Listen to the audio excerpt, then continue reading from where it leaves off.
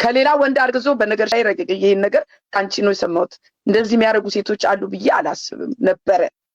ሄደሽ ከሌላ ወንድ አርግዘሽ ያንተ ነው ብለሽ ይሄ እኮ እንደ ያማኝ ስራ አይደለም። ኧረ አማኝ እንደዚህ ያደርገው በእውነት ነው የምላቸው። ሰው በእግዚአብሔር የለም እንዴ? ደግሞ እኔና እናንተ እኮ ጭፍን የሰራ ነው፣ በጓዳ የሰራ ነው፣ በድብቅ የሰራ ነው ነገር መጋለጥ እኮ አይቀርም። ለምን እግዚአብሔር ነና እኛ ቤት እንዴት ነው እንዲህ አይነት ድብስብስ ያለ ነገር የሚኖረው? አይኖርም።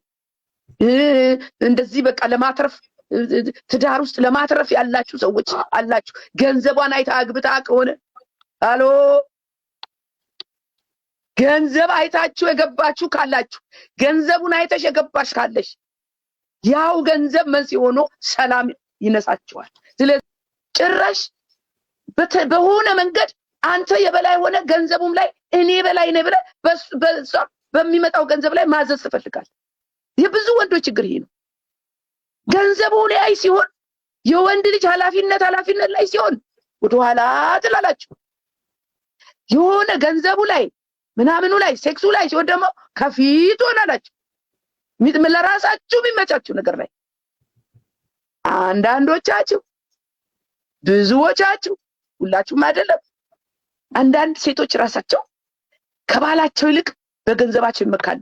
እቴ ገንዘብ ባል አይሆንም፣ ገንዘብ ሚስት አይሆንም፣ ገንዘብ ትዳር አይሆንም።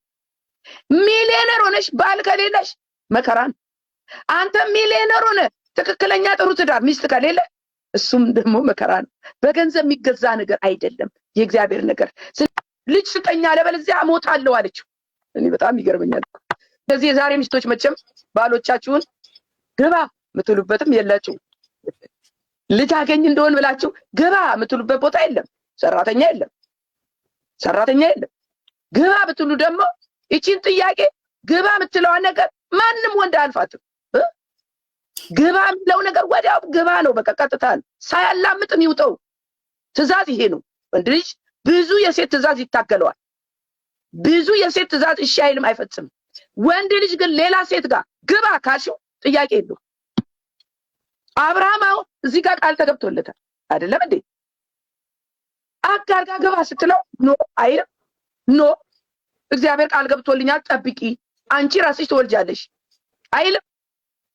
እንደዚህ አይነት ነገር ደግሞ ካለመጠበቅ የሚመጣ ነገር መዘዝ አለ። አጋር ግባ ተባለ፣ ከአጋር ወዲያው ገባ። አብርሃም አላላመጠም፣ ዋጣው በቃ። ከኛ ዘመን ግን ብዙ ትዳሮች ከወንዱ መውለድ አለመቻል የተነሳ ልጅ ያላገኙዋል። በጣም የሚገርማችሁ ነገር ወንዱ ልጅ ካላገኘ ወንዱ መውለድ ማይችል ከሆነ ሴቷ መውለድ የምትችል ከሆነ ብዙ ሴቶች ጌታ የተባረከ ይሁን በእውነት ነው የምላቸው፣ ብዙ ሴቶች ባሌ መውለድ አይችልምና እዚህ ጋር ሄጄ ልውለድ ሲሉ አሰሙ። ብዙ በወንድ ሲመጣ ሴቷ መውለድ ሳትችል ሲቀር ነው ወንዱ ነው ሞር ሌላ መፍትሄ ውስጥ የሚገባው። የምጠብቅ ናፍቆቴ አንድ ቀን ስትመጣ በክብር ሰማዩ ሞልተኸው መንፈስ ሩቃይቼ ዙሪያዬ እናለምረሳለሁ። ሰላም ጸጌ። ሰላም ረቂቅዬ፣ እንዴት ነሽ? እግዚአብሔር ይመስገን። ሰላም ይብዛላችሁ። ይህን ፕሮግራም የምትከታተሉ ሁሉ ዛሬ የምናነሳው ይሄ የክርስቲያኑ የወንጌል አማኙ ትዳር ተጋብቶ ረጅም ዓመት አብሮም እየተኖረ ልጅ ባለመኖሩ እየተነቀነቀ ነው፣ ቅድስናውን እያጣ ነው። አብሮ እያሉ ሌላ ጋር ሄዶ ልጅ የመውለድ ነገር እየተፈጠረ ነው። ባሏ ጋር ተቀምጣ ሌላ ጋር ሄዳ ልጅ አርግዛ ከሱ እንደተወለደ ተደርጎ እየታሰበ እንደዛ አይነት ነገር ከጊዜ እርዝመት በኋላ በሆነ አጋጣሚ ዲኤንኤ ሲመረመር ልጁ እንዳልሆነ ያውቃል ያ አባት ማለት ነው።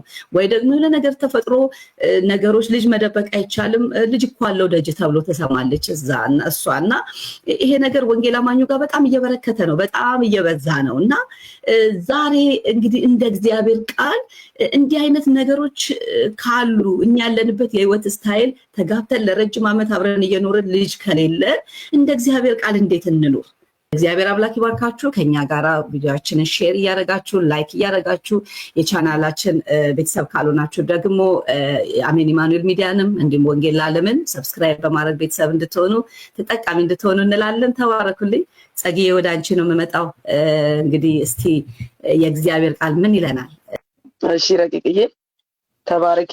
በጣም ጥሩ ማብራሪያ ነው የሰጠሽው። በነገራችን ላይ በትዳር ውስጥ ልጅ ባይኖርስ የሚለው ሐሳብ ከተመልካቾች የመጣ ጥያቄ ነው እንጂ እኛ አልተዘጋጀንበትም ነበረ። ባለፈው ሳምንት ስለ ኦቲዝም የተናገርነው ከተመልካቾች ጥያቄ ነውና ስለዚህ አሁንም እግዚአብሔር እንግዲህ አቅጣጫውን እያስያዘን ነው ያለው እንጂ ይሄንን ዝግጅት እኮ እናረጋግዬ በአንድና በሁለት ፕሮግራም ያልቃል ብለን ነበረ። ራሱ የመራን ያለውና ጌታ ይባረክ። ከሰጠሻቸው መግቢያዎች ከአንቺ ጋር መጋራው እኔም እንደ መግቢያ ያረኩት ምንድነው በልጅ ዙሪያ ሲመጣ እግዚአብሔር ነው ማፀን የሚከፍተው ማፀን የሚዘጋው እግዚአብሔር ነው። እና አሁን እኔ የተዘጋጀውበት ከመጽሐፍ ቅዱስ ነው። መጽሐፍ ቅዱስ ለህይወታችን መመሪያ አድርጎ የተሰጠን ነገር ስለሆነ ከመጽሐፍ ቅዱስ ነው ሼር የምናረጋችሁ እንጂ ከሌላ አይደለም። ይሄንን ሊመልስ የሚችል ማንም ኤክስፐርት የለም። ሐኪሞች እንኳን አንድ ነገር ሲያዙ እንዳለችው መድኃኒት ሲሰጡ 100% እርግጠኛ ያድነዋል ብለው አይደለም። የእግዚአብሔር ነገር ግን ኃላፊነቱን የሚወስደው እግዚአብሔር ነው አዋቂ ስለሆነ። ስለዚህ ዛሬ ከቃሉ ተነስተን በአማኞች ትዳር ውስጥ ልጅ ባይኖርስ እንግዲህ እግዚአብሔር ደግሞ ለሁሉ መልስ አለው አይደለ? መጽሐፍ ቅዱስ ይሳል እንዳልኩት ማፀንን የሚዘጋው የሚከፍተው እግዚአብሔር ነው። ነገር ግን እግዚአብሔር ብዙ ጊዜ የዘጋው ማፀን ሲከፍት እናያለን በራሱ ጊዜ እና እግዚአብሔር አይሳሳትም፣ በፍጹም አይሳሳትም። በተለይ በእኛ በልጆቹ አይሳሳትም። በመጽሐፍ ቅዱስ ውስጥ እንደተጻፈልን ልጆች የእግዚአብሔር ስጦታዎች ናቸው ብላለች፣ ረቂቅዬ ተናግራለች። በዚህ ዘመን ግን አንድ ነገር አለ በመጽሐፍ ቅዱስ ውስጥ የሌለ። በመካንነት ሲመጣ ወንዶችም መካን የሚሆኑበት ሲቹዌሽን አለ። አሁን በእኛ ዘመን ነው የምላችሁ። በመጽሐፍ ቅዱስ ውስጥ ልጅ ከለከለው ሲል አናይም። ማፀኗ ተዘጋ ነው የሚለው እንጂ ወንዱን ልጅ እንደሌለው አድርጎ እንደ መውለድ እንደማይችል አድርጎ ሲገልጸው አናይም። ስሙኛው። ስለዚህ ብዙ ጊዜ መካንነት ወይንም ልጅ መውለድ ያለመቻል ያለው ከሴቷ ነው። ብዙ ጊዜ መቼም እግዚአብሔር አይሳሳትም፣ የሚያስፈልገንን ያውቃል። ለምን እንደዚህ ያደረክ አይባልም። ጌታ ለምን ከለከልከኝ አይባልም። በቃ ከከለከለ ከዘጋ ዘጋ። ሊሰጥም ሊከለክልም ሊያዘገይም ይችላል። እግዚአብሔር ፈቃዱን በፈለገው ሰዓት ይፈጽማል እግዚአብሔር። ስለዚህ አሁን ከመጽሐፍ ቅዱስ አንፃር አንድ አራት መንገድ አሳያቸዋለሁ። በጣም ባጭሩ አንድ አራት መንገድ። የመጀመሪያው መንገድ የማን ነው ብትሉኝ የሚልኮል ነው። ሚልኮል የዳዊት ሚስት ሚልኮል። ዳዊት እግዚአብሔርን ሲያመልክ ራቁቱን ሆኖ ሲያመልክ በዛ ተበሳጨች ሚልኮል። አንዱ የልጅ የማፀን መዘጊያ ምክንያት ኃጢአት ነው። በሚልኮል መንገድ ነው የምንሄደው። በኃጢአት መንገድ ሚልኮል ማፀኗ ተዘግቷል። ምን ይላል መሰላችሁ የሚልኮል ጉዳይ? ሚልኮል የዳዊት ሚስት ናት። ሁለተኛ ሳሙኤል ምዕራፍ 6:16 ላይ የእግዚአብሔር ታቦት ወደ ዳዊት ከተማ በገባ ጊዜ የሳኦል ልጅ ሚልኮል በመስኮት ሆና ተመለከተች። ንጉሱም ዳዊት በእግዚአብሔር ፊት ሲዘልና ሲዘፍን አየች፣ በልቧም ናቀችው ይላል። አያችሁ፣ በእግዚአብሔር ላይ ነው የተነሳችው ሚልኮል። ዳዊትን ስትንቅ እግዚአብሔርን ነው ናቀችው። በዚህም የሳኦል ልጅ ሚልኮል እስከ ሞተችበት ቀን ድረስ ልጅ አልወለደችም ይላል። ይሄ አንዱ መንገድ። ከእግዚአብሔር ጋር የተጣላንበት ጉዳይ ካለ ማንም ኃጢአት ይሰራል አይደል እንዴ? ከእግዚአብሔር ጋር የተጣላንበት ጉዳይ ካለ እንደ ሚልኮል ንስሐ መግባት፣ ተው የተባልነው መተው፣ በእግዚአብሔር ፍቃድ ስር መኖር። ሚልኮል የመጀመሪያ ምሳሌ ናት።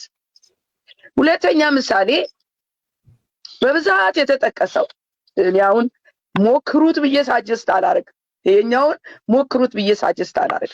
ስለዚህ በአማኞች ትዳር ውስጥ ልጅ አለማግኘት እንዳልኩት በተለያየ መንገድ ከእግዚአብሔር ሐሳብ ጋር የተያዘ ነው። የመጀመሪያውና በአብዛኛው ከጋብቻ በኋላ በተጠበቀው ጊዜ ልጅ ካልተወለደ የእምነታችሁ መፈተን ነው።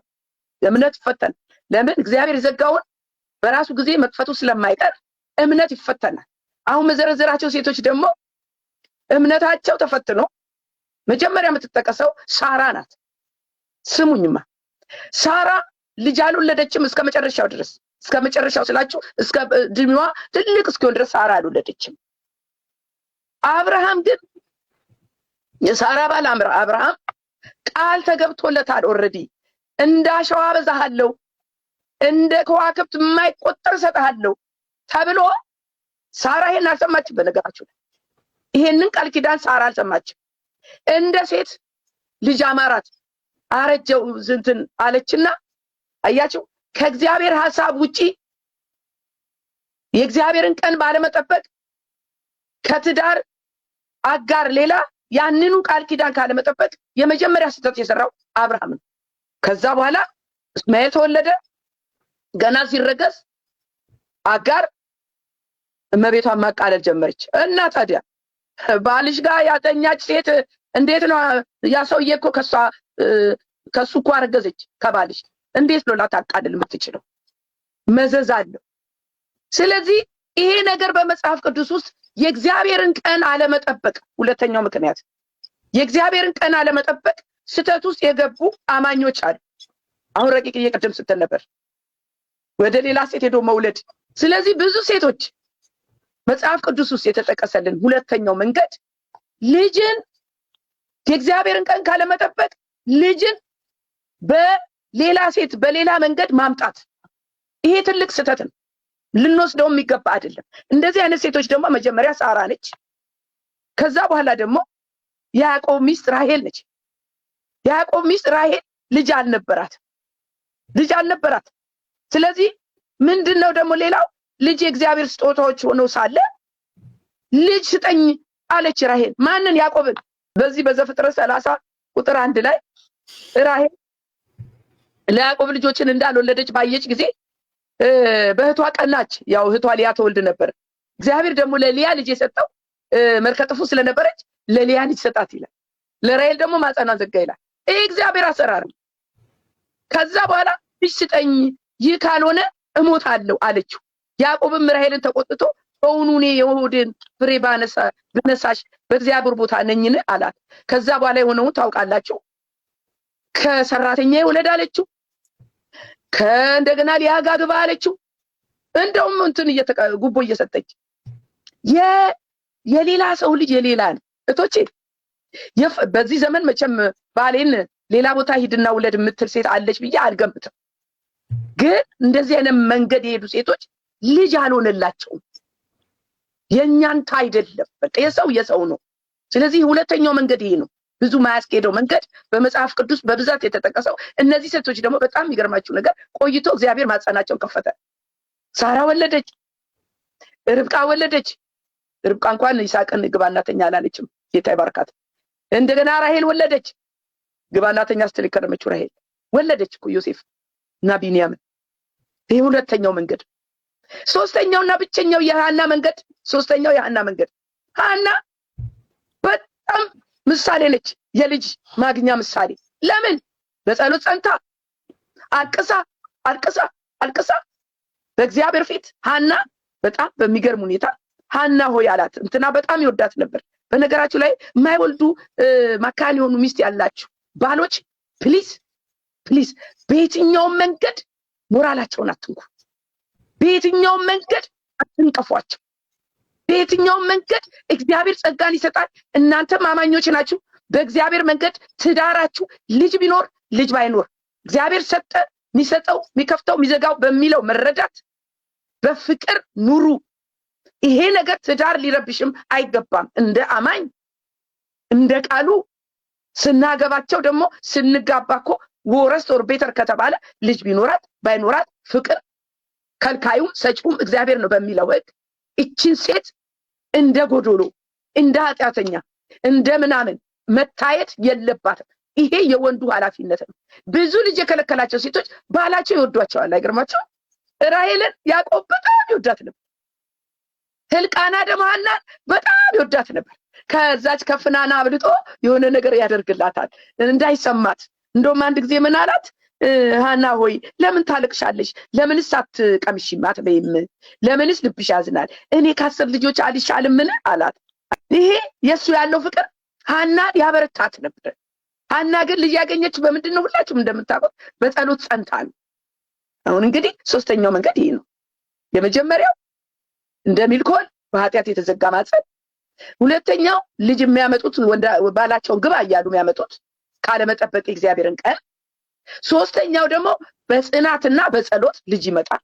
እቴ ጸንተሽ ጸልይ እንደ ሃና። አራተኛውና የመጨረሻው ምንድነው ካላችሁ የሱናማዊት ሴት እና የኤልሳቤጥ ታሪክ የሚመሳሰለው። ኤልሳቤጥና ሱናማዊቷ ሴት ጥያቄያቸውን ረስተዋል። እንደዚህ አይነት ጸጋ እንዲሰጣችሁ ጸልያለሁ እኔ። እናንተ አማኞች ባለትዳሮች ልጅ የሌላችሁ ግን የልጅ ጥያቄ የነበራችሁ ጥያቄያችሁን ረስታችሁ ዝም ብላችሁ ጌታን አገልግሉት። ለምን ብትሉኝ ሱናማዊቷ ሴት ለብዙዎች ትምህርት ትሆናለች። ታላቅ ሴት የተባለች ናት። እቺ ሴት የልጅ ጥያቄ ነበራት ግን ረስተውታል። በደስታ የሚኖሩ ባልና ሚስት ናቸው። ከዛ በኋላ ኤልሳዕን ተቀብላ ማረፊያ አዘጋጅታ እሷ ዝም ብላ እግዚአብሔርን ስራ ትሰራለች። አሁን ባስተናገደች ቁጥር ውለታዋ ላይ ምን ላድርግልሽ ተባለች። እቺ ሴት ምን ላድርግልሽ ስትባል እኔ በወገኖቼ መካከል ተቀምጫለሁ። ሁለተኛ ነገሥት ምዕራፍ 4:13 ላይ እኔ በወገኔ መካከል ተቀምጫለሁ ብላ መለሰች። ምንም አያስፈልገኝም ማለት ልጅ ስጠኝ አላለች፣ ምንም አላለች። ጥያቄዋ ግን ውስጧ ነበረ። እግዚአብሔር ያውቀዋል። ግን በማገልገል ለእግዚአብሔር ስትሆን በማረፍ በቀን መጨቀጭቁም ልትኖሩ ትችላላችሁ ለማግኘት ከመሻት አንፃር። ግን ይሄ መንገድ ተወት አድርጎ ለሱ የጌታን ስራ መስራት፣ ተወት አድርጎ ለሱ ዝም ብላችሁ የሱን ቤት ስታጥኑ ይመጣል። አሁን እቺ ሴት ባላሰበችው መንገድ ልጅ አገኘች። ኤልሳዕ በማስተናገዷ ምንድነው የሌላት ተብሎ ሲጠየቅ ልጅ ነው ይሄው ተብሎ ልጅ ተሰጣት። ልጇ ሞቶ ተነሳ። ታውቃላችሁ እንደዚህ አይነት ልጅ ማግኘታል። የመጨረሻው የዘካርያስና የኤልሳቤጥ ታሪክ። ዘካርያስ እንደምታውቁ ካህን ነበረ፣ ኤልሳቤጥ መካን ነበረች። ስለነሱ አንድ ነገር ልትገራችሁ። ሉቃስ ወንጌል ምዕራፍ 1:6 ላይ ሁለቱም በጌታ ትእዛዝና ሕግጋት ያለ ነቀፋ እየሄዱ በእግዚአብሔር ፊት ጻድቃን ነበሩ። እናንተ የአማኞች ትዳር ቤት በእግዚአብሔር ፊት ጻድቃን፣ በእግዚአብሔር ፊት ታዛዥ፣ በእግዚአብሔር ፊት ቅን ሆናችሁ ጥያቄያችሁን ለእግዚአብሔር ሰጣችሁ ቀጥሉ። እግዚአብሔር በራሱ ጊዜ ሪዋርድ ይሰጣችኋል ለሰራችሁት ስራ። እንደ ሱናማዊት ሴት እንደ ኤልሳቤጥ አይዘገይበትም፣ አይረፍድበትም። ብዙ ቅዱሳን ደግሞ አሉ ሌትሊ ልጅ ያገኙ እንደነ ኤልሳቤጥ እንደነ ሱናማዊት ሴትና ይሄንን ነው የተዘጋጀሁት ረቂቅዬ። እናንተም ደግሞ ከሌላ ቦታ ለማምጣት በፍጹም ልጅ እንዳታስቡ። ለምሳላችሁ መዘዝ አለው። ያ ትዳር አይሆንም። ምን ይላል ዘፍጥረት 30:22 ላይ እግዚአብሔርም ራሔልን አሰበ፣ በእግዚአብሔርም ተለመናት፣ ማህፀኗን ከፈተ ይላል። ማህፀን ይከፍታል ጌታ። ይለማችኋል፣ ይሰማችኋል። ስለዚህ በዚህ መንገድ በመለመን መንገድ በጽናት ልጅ ይገኛልና በቃ በፍቅር ኑሩ። እግዚአብሔር ልጅ ይሰጣል በሰዓቱ። ይህንን ነው የተዘጋጀው ተረቂቅዬ። እግዚአብሔር ይመስገን። አሜን አሜን። ጸጌ እግዚአብሔር ስሙ ይባረክ። ይሄ ትልቅ ነገር ነው። ወደሚቀጥለው ርዕሳችን ከመሄዳችን በፊት በዚህ ርዕስ ጸልየን ብናልፍ በጣም ደስ ይለኛል። እግዚአብሔር አባት ሆይ አንተ መልካም አባት ነህ ጌታ ሆይ። ብትሰጥ ለበጎ ብትነሳ ለበጎ። እግዚአብሔር ሆይ ያንተን የልብ ሐሳብ ማን ያውቀዋል ጌታ ሆይ። በአማኞች ቤት ውስጥ በአማኞች ትዳር ውስጥ ያለውን ቋጠሮ ያለውን ጥያቄ አንተ ታውቃለህ ጌታ ሆይ። ዛሬ በዚህ ሰዓት በዚህ ደቂቃ እግዚአብሔር አባት ሆይ በልጅ ጥያቄ ያላቸውን አማኞች ያላቸውን ባለትዳሮች ማህፀን እንዲከፈት በጌታ በኢየሱስ ክርስቶስ ስም አንተን በትዕግስት መጠበቅ እንዲሆን፣ እንደ ሐና በጸሎት መጽናት እንዲሆን፣ እንደ ኤልሳቤጥ እንደ ሱናማዊት ሴት እግዚአብሔር ሆይ ለአንተ ጥያቄያቸውን ሰጥተው ማረፍ እንዲሆንላቸው፣ ቤታቸው በአንተ በደስታ እንዲሞላ ጌታ ሆይ ሁልጊዜ በጌታ ደስ ይበላችሁ ተብሎ እንደተጻፈ የደስታ ምንጭ በትዳር ውስጥ አንተ ብቻ እንድትሆን እግዚአብሔር አባት ሆይ ሁሉን የምታደርግ አንተ ነህና የልጅ ጥያቄ እንዲመለስ እንለምናለን ጸልያለን። እግዚአብሔር ምስክርነትም ስለምንሰማ እናመሰግናለን። ጌታ ሆይ ሁሉ ለክብሩ አባዬ አንተ ከፍ በል፣ አንተ ንገስ። በጌታ በኢየሱስ ክርስቶስ ስም ጸለይን፣ አሜን። በመቀጠል እንግዲህ ሌላው የክርስቲያኖች የወንጌል አማኞች ትዳር እየታመመ ነው። ለምን ብለን ስንል አንዱ የኃጢአት ስር የሆነው ጌታ ተብሎ የተነገረለት ገንዘብ እንደሆነ እየሰማን እያየን ነው ያለ ነው እና አሁን ቅድም የተናገርነው ነገር አለ። ልጅ ለማግኘት ብሎ አላደለ ሚስትን መሸወድ፣ ባልን መሸወድ፣ እነዚህ ነገሮች አግባብ እንዳልሆነ የእግዚአብሔር ቃል ሲመክረን ነበር። አሁን ደግሞ በገንዘባችንም ትዳራችን ውስጥ ታማኞች በመሆን እግዚአብሔርን ማክበር መቻል አለብን። ምናልባት ሚስት በጣም ኃይለኛ ደሞዝተኛ ትሆንና ባል በእውቀትም በገቢም አነስተኛ ይሆናል። እዛ ጋር ኃይለኛ በቃ ክፍተት ይፈጠራል እና ግን ይሄ የገባንበት ተቋም ይህንን ሁሉ ባላንስ አድርገን እንድንሄድ የሚያደርግ ነው። በቃ ምክንያቱም ማንዋል አለው። ማንዋሉ የእግዚአብሔር ቃል ነው። ብዙ ገንዘብ ስላለን ትዳር አይቀናም፣ ምንም ስለሌለን ትዳር አይፈርስም። አይገርምም? ምክንያቱም ባለቤቱ ሙሉ ነው፣ እሱ ሙሉ ነው እና ለዚህ ነው አያችሁ ትዳሩ የቆመበት ገንዘብ ከሆነ ወይ ሴትዮ ወይ ሰው የተፈለገው ለዛ ከሆነ አላማውን ይስታል። እግዚአብሔርን ተቋም የፈጠረበት ስለዚህ ብዙ መናጋት ይመጣል እና ዛሬ የእግዚአብሔር ቃል ምን ይለናል ያንን እናያለን። ምናልባት የኛው ርዕሳችን የመጨረሻ ነው የሚሆነው። የሚቀጥለው ደግሞ ሌሎች ርዕሶችን ከእናንተ ጥያቄን በመነሳት እግዚአብሔር እኛንም ደግሞ እያሳየን ያለ ነገር ያንን ይዘን እንመጣለን ማለት ነው። ጸግዬ እስቲ መጽሐፍ ቅዱስ በገንዘብ እየተናጠ ስላለ እየፈረሰ ስላለ ቤት ምን ይላል? ገንዘብ በጣም ወሳኝ ነው፣ የሚያስፈልገን ነገር ነው። ደግሞ በጣም የሚገርመው ጌታ ነው ተብሏል። ገዢ ነው፣ ብቻውን ሊያስተዳድር የሚችል ነው። ገንዘብን መውደድ ከባድ እንደሆነ መጽሐፍ ቅዱስ ይናገራል፣ ኃጢአትም ነው እና እስቲ ይሄንን ባላንስ አድርገን የምንሄድበትን ምክር ነው ከእግዚአብሔር ቃል የምናገኘው። ቀጥይ ጸጊ።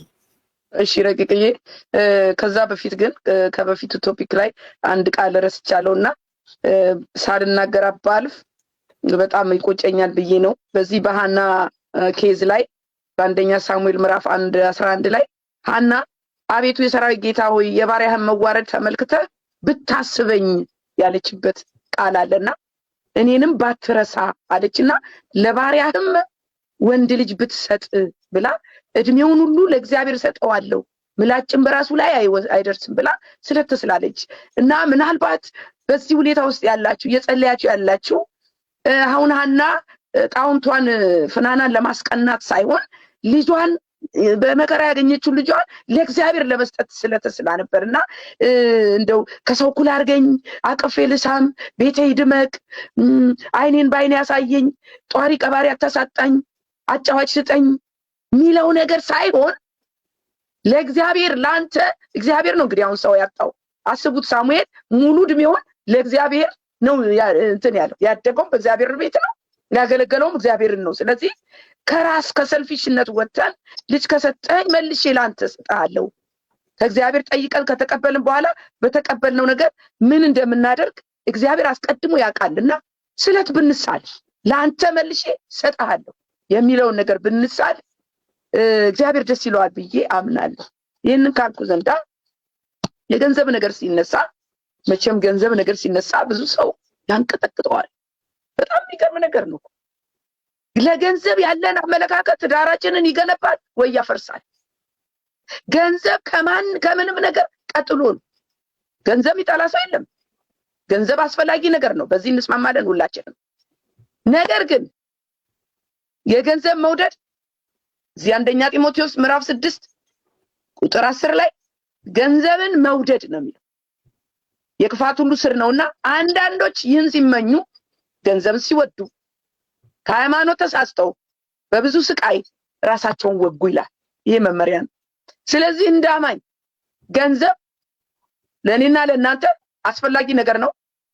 ግን ቅድሚያችን ኢየሱስ ነው። ቅድሚያችን ትዳራችን ነው።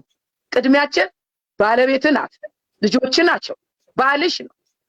ስለዚህ የሚስትና የባል አንድ ላይ አንድ ስጋ ይሆናሉ ከሚለው ከጀመረ በገንዘብ አንድ ላይ ናቸው። የኔ የሚባል ነገር የለም። አሁን በጣም ችግር ያመጣው ነገር የኔ ነው።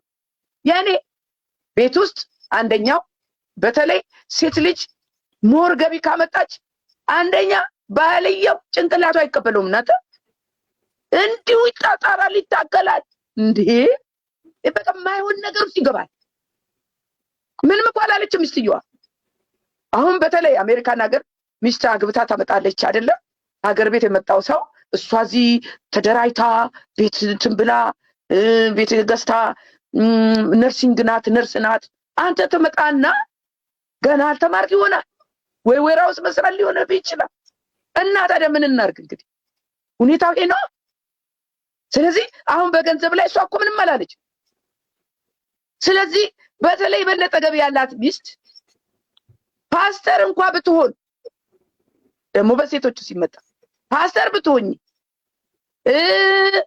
ሐኪም ብትሆኝ ዶክተር ብትሆኝ ምንም ብትሆኝ ከባልሽ ከፍ ያለ ነገር ቢኖርሽ ገንዘብሽ የባልሽ ነው የባልሽም ያንቺም እኩል ነው በዚህ መንፈስ ነው ስለዚህ በገንዘብ ነገር ሲመጣ ትልቁ ነገር ምንድነው ለገንዘብ ያለን አመለካከት በጣም ወሳኝ ነው ገንዘብ እኮ ቤት ውስጥ ካለ ተጠቃሚው ቤተሰብ ነው እምነት መኖር አለበት በገንዘብ ላይ በገንዘብ የሚመካ ሰው ደግሞ ወደ ጥፋት መሄዱ አይቀርም ገንዘብ ከትዳር ቀጥሎ ነው ገንዘብ ያስቀደመ ሰው ከእግዚአብሔርም ከቤተሰቡም አይሆንም መጨረሻው አያምርም ስለዚህ አሁን እንደ ገንዘብ እንዴት እናርግ ካላችሁ መጀመሪያ ደረጃ ስትጋቡ መሰረቱ ሲጀመር የገንዘብ ነገር አብሮ መገንባት አለበት የኔ የሚለው ሳይሆን የኛ ምንም ነገር ይሁን ምንም መተማመን ደግሞ በገንዘብ ነገር ላይ መተማመን ጤና ይሰጣል አንዳንድ ባለትዳሮች ዝም ብሎ ይባንናል የባንክ ቡክ ቼክ ያደርጋሉ ዛሬ ወጣውን ገብተው ያያሉ እቺ ምንድና ያቺ ምንድና እንዴ አረለቀቃት ብዙ ጭቅጭቅ የሚመጣው ቤት ውስጥ በገንዘብ ነው ለምን ለገንዘብ ያለን አመለካከት ስግብግብነት ከሆነ አበቀ ቋጠሩ በተለይ ባልና ሚስት ግን ለነገሩ እኩል አይሆንም አንዱ ለቀቅ ያለ ነው አንዱ ሳብ ያለ ነው ሁለቱም ያዝ ከሆነ ኑሮ የለም በቃ እንደው ሲጨቀጨቁ ነው ሁለቱም ደግሞ አባካኝ ከሆነ ደግሞ ቅርስ የለም ስለዚህ አንዱ ሰብሰብ ሚል እኔ አሁን ባሌ ሲሰበሰብ የት ሄድብኛል አለው እኔ ምንም ስስቱ አይሰማኝም ያኔ ነው የት ሄዳ ቤቴ ነው የትም አይሄድብችም እቴ ይሰበስባል አይደል ያጠራቅማል ህጋዊ ሚስቱ ነሽ እኮ የትም አይሄድብሽም ይስራ ይገንባ ይሄ የጋራብ ነው በየትኛው ሁኔታ ንብረት ሀብት ሲመጣ ገንዘብ ሲመጣ የሚስትም የባልም ነው በትዳር ውስጥ የመጣ ነገር ስለዚህ ማንም አይሸወድም በዚህ ነገር እንደውም ልባችሁን ሰብስቡና ከእግዚአብሔር ነገር እንዳያርቃችሁ አሁን ስለ ገንዘብ ያስብ ሰው እግዚአብሔርን ይረሳል ጸሎት ይረሳል ማንበብ ይረሳል እርስ በርስ ሰላም ይጠፋል ገንዘብ ላይ ሰላም የሌለው ትዳር በልጅም ጭቅጭቅ ይመጣል ይሄን አርጊያ ታርጊ ቤት ውስጥ ፍክክር ይመጣል ወጥ እንኳን አይሰራም እንትን አርገዛህማ ሽንኩርት አርገዛህማ ይሏል በዚህ ተካከለ ነገር እና ረቂቅ ቅድም አንድ ነገር አንስታለች ባል ሳያቅ ምታቀራቅኝ ሚስት ሳታቅ አገር ቤት ምሰራ እግዚአብሔር ማይ ይመስላችኋል እግዚአብሔር የሚሸወድ ይመስላችኋል ሰው ላይ ይችላል እግዚአብሔር ግን ሁሉን ያያል ስለዚህ በትዳር ውስጥ ገንዘብ በትዳር ውስጥ ዋናው የጸብና የክርክር መነሻ ነው አለመተማመን ካለ አንዱ ባንዱ ላይ ታማኝነት ከሌለ በተለይ ብዙ ዋጋ ከፍላችሁ ያመጣችኋቸው ባሎች ከሚስቱ ይልቅ አይኑና ልቡ ገንዘብ ላይ ከሆነ ራስ ወዳድነት ብልጥነት ስለዚህ ገንዘብን ከሁሉ ቀጥሎ ማየት ኖርማል አይነት በቃ በመጠን ኑሩ እኮ ነው ያለው እግዚአብሔር ራሱ ለትዳራቸው በአንድነት የሚያደርጉ ባለትዳሮች ሰላም አላቸው ሁለቱም ተስማምተው ተመካክረው በንጹህ ልብ እግዚአብሔርን በማስቀደም አሉ በሰላም የሚኖሩኩ ባል ወይ ሚስት የማታቀው እዳ ካለ ቀደም ብለህ የገባኸው እዳ ካለ ንገራት ከመጋባትሽ በፊት እዳ ካለ ንገሪው አላቅም ይላል በኋላ የራስሽ ጉዳይ ይላል የራስ ጉዳይ ትላለች ስለዚህ የሚስት ገቢ ከባል በልጦ ሲገኝ በጣም ኮሚኒኬሽን መነጋገር ግልጽነት የእግዚአብሔርን ፈቃድ መጠየቅ አንዱ ለአንዱ መሸነፍ፣ ለእግዚአብሔር አሳልፎ መስጠት፣ ለእግዚአብሔር ነገር ቅድሚያ መስጠት፣ አብሮ መጸለይ፣ አብሮ ማንበብ። ይሄ በጣም ከገንዘብ ላይ አይንን ማንሳት ያስፈልጋል ወገኖቼ።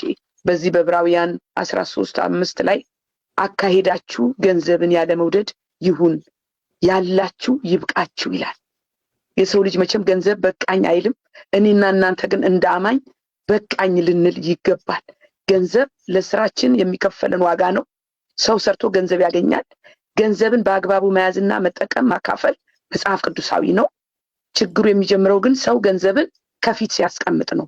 ከእግዚአብሔር ፊት፣ ከሚስት ፊት፣ ከራስ ፊት ስለ ገንዘብ መመካትና ስስት ሲኖር ዛሬን ሳይኖሩ ለነገ ማከማቸት ሲጀመር ነው።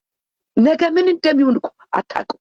ገንዘብ ደግሞ ትዳር ውስጥ በጣም ችግር የሚፈጥረው መቼ ነው ብትሉኝ፣ ብዙ ገንዘብ አማኞች ቤቱ ሲመጣ ችግር ይፈጠራል። እናንተ ብዙ ገንዘብ ሀብታም ምድራዊ ሀብታም ስንሆን እኮ መንፈሳዊ ድህነት ይመጣል። የእግዚአብሔር ነገር ይጎልና በገንዘብ በጣም ሀብታም የሆኑ ሰዎች ወደ ኃጢአት ነው የሚሄዱት። ለምን? የኃጢአት ስር ነዋ።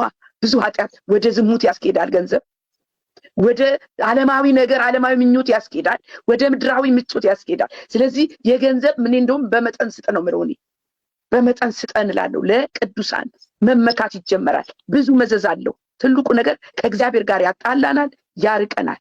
አንዱን ነው መምረጥ የምንችለው፣ ገንዘብ ወይም እግዚአብሔር። ሁለቱም ገዢዎች ስለሆኑ ገንዘብ የዓለም ገዢ ነው፣ እግዚአብሔር ደግሞ የእኛ ገዢ ነው። ስለዚህ አንዱን መምረጥ አለብን። አንድ ቃል ልናገርና ጨርሳለሁ። ማቴዎስ 6:24 ላይ ለሁለት ጌቶች መገዛት አይቻልም ይላል። ወይ በእግዚአብሔር ወይ በገንዘብ፣ ወይ አንዱን ይወዳል ወይ አንዱን ይጠላል፣ ሁለተኛውን ይንቃል። ለእግዚአብሔርና ለገንዘብ መገዛት አትችሉም ይላል። ስለዚህ ገንዘብ ካለ በሰማይ መንገድ አለ የሚባለው ነገር ለአማኞች አይሰራም። የኛ የሰማያዊ መንገድ የእግዚአብሔር ቃል። ስለዚህ በገንዘብ ቤታችሁ እየተበጠበጠ ያላችሁ ባለትዳሮች እግዚአብሔርን በመፍራት እግዚአብሔርን በማሰብ ያንን ችግር ፈታችሁ ትዳራችሁን በሰላም ኑሩ። ገንዘብ ኃላፊ ነው፣ የእግዚአብሔር ነገር ይበልጣልናለሁ። ይሄን ያለኝ ረቂቅዬ ዛሬ። ዋው ጸግዬ እግዚአብሔር ይባርክሽ።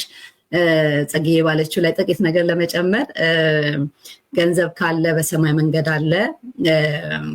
ሌላው ደግሞ እሱ ያው በምድር ለምንኖረው ምንም ነገር በቃ የሚሳነን ነገር የለም ለማለትም ስለሆነ እኛ ክርስቲያኖች ግን በተከፈተው ሁሉ በር አንገባ። ገንዘብ ስላለ ዝም ብለን ዘው ብለን እንገባለን ማለት አይደለም። እግዚአብሔር ይጠየቃል። እኛ ጋር የሚጠየቅ አምላክ አለ። ይሄን ላርገው ወይ በዚህ በኩል ሊሂድ ወይ እግዚአብሔር ሆይ የኛ ስለሆነ መብቱ ሙሉ የኛ ነው ማለት አይደለም። ነው ገንዘብ እና ባንበድለው ይልቁኑ እዛ ውስጥ እግዚአብሔር የሚከብርበትን ነገር ለማድረግ በእውነት እግዚአብሔር ንርዳን እያልን አይኖቼን አብራ እያልን በዛ ውስጥ ጉዞ ብናደርግ መልካም ነው። ሁለተኛ በገንዘብ ምክንያት ሚስትን ማጣት፣ ባልን ማጣት፣ ልጆችን ሚስ ማድረግ በጣም ከባድ ነገር ነው። ስፔሻሊ ውጭ ሀገር የምንኖር ሰዎች ብዙ ገቢ ለማምጣት ልጆች ሁሉ የሚጠይቁንም ብራንድ ነገሮችን ለመግዛት ብዙ እንሰራለን። ለገንዘብ ማለት ነው። ጥሩ ነው። ኑሮ ለማሸነፍ ብዙ መስራት ጥሩ ነው። ግን በጣም የሚገርመው ስፔሻሊ የወንጌል አማኞች ከሆንን ልጆቻችን ላይ ብዙ ሰርተን አምጥተን በጣም በብዙ ዋጋ የምናደርገው ነገር ሳይሆን ልጆቻችንን ልጆች አድርገው እንዲቀጥሉልን የሚያደርገው ጥቂት ቀንሰን በእግዚአብሔር ፊት ስለነሱ የምንሆነው ጥቂት ቀንሰን እኛ አብረናቸው የምንሆነው እሱ ነው እና ገንዘብ ብዙ ነገር ቢሰራም ዳሜጁ ግን ከባድ ነው። በሌላ መልኩም ደግሞ የሚያሳጣን ብዙ ነው። ሚስታችንን ያሳጣናል ስናስቀድመው፣ ባልን ያሳጣናል፣ ልጆችን ያሳጣናል፣ ቅዱሳንን ያሳጣናል፣ ወንድምና እህትን ያሳጣናል። በገንዘብ ምክንያት እኮ ጸግዬ ተማምነው ቢዝነስ መስራት የማይችሉ የወንጌል አማኞች አሉ። ተማምነው ማለት ነው። ከባድ ነገር ነው በእውነት። የሚያልፍ እኮ ነው። ለሚያልፍ ነገር የማያልፈውን እህቴንና ወንድሜን ማጣት፣ አንዲት ንፋስ እፍ ቢልበት በቃ ሁሉ ነገር አፈር ሊሆን የሚችለውን ገንዘብ እህትና ወንድምን መለወጥ በጣም ማይንድ ሴታችን መስተካከል አለብን። ከስግብግብነት መውጣት አለብን። ይሄ ማለት ድህነት ያኩራን እያልኩኝ አይደለም። በማጣት እንኩራራ እያልኩኝ አይደለም።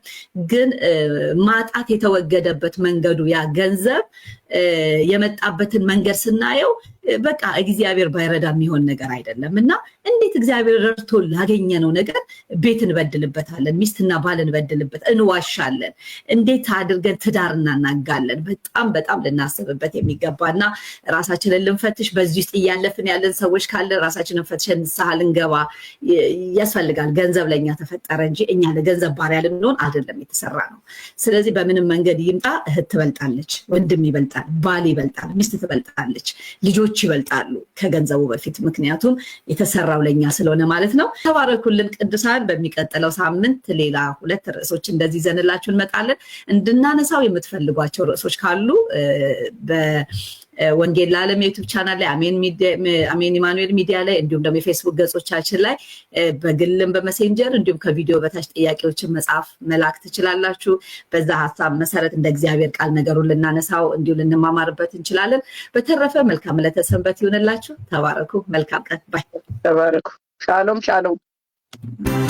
የምጠብቅ ናፍቆቴ